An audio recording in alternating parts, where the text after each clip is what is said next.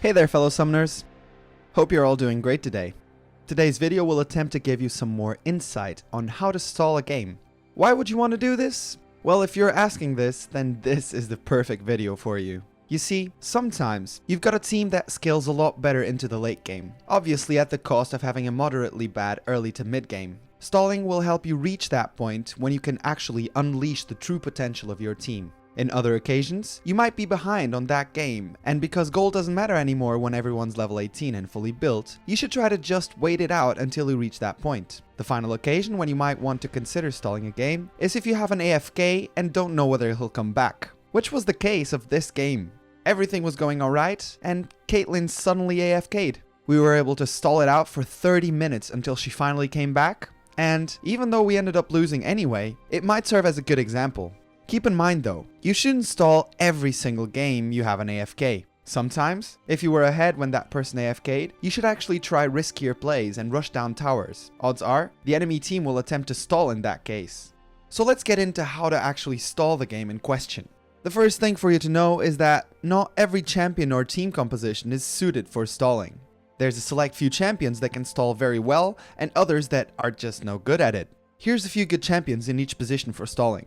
For the top lane, Heimerdinger, Illaoi, Jace, Singed and Teemo. For the jungle, it's quite hard for any jungler to stall, since most of them have little to no wave clear, but Rumble would be maybe an example. For the mid lane, you have Anivia, Karthus, Malzahar, Veigar, Vel'Koz, Victor, Xerath and Ziggs. As ADCs, you can play Jinx, Kog'Maw, Lucian, Sivir, Tristana and Varus. Finally, supports have the same problem as junglers and lack good wave clear. Possibly Zilean could be good at it, or Thresh if he goes for a static, or Blitz with his ultimate. Here's the thing though, there's quite a few items that almost anyone can build to help stall the game, but maybe I should just lay out the big secret to stalling a game.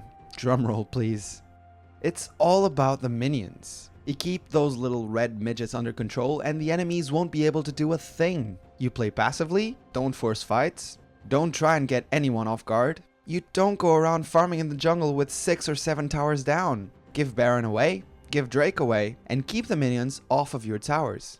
This way, the enemies will not be able to take them down, or you'll force them to tower dive, and with a much higher risk. Other than that, you focus on protecting your carries, should a team fight actually be forced down upon you. So back to the items. What can you build to help you do this?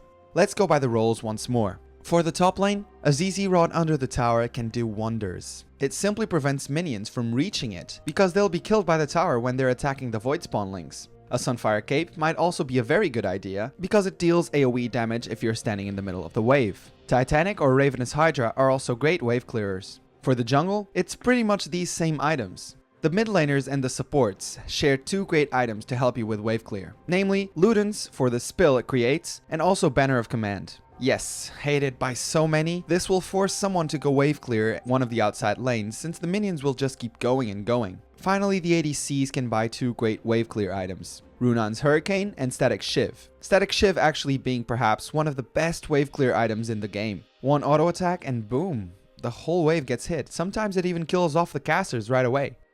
There's no actual secret of stalling. You just have to figure out when the right time for doing so is, and then focus on the minions, not on the champions. Patience is key, as I keep reiterating over and over again. Next time you're losing and you have a 1-2-4 Vayne on your team, consider trying this and notice how well it works. Of course, I hope you're sitting comfortably because you're going for the long run. Thank you very much for watching. Don't forget to like the video if you did so, and also subscribe to not miss any of my upcoming videos. I mean, this is Freelo. Sakeios out.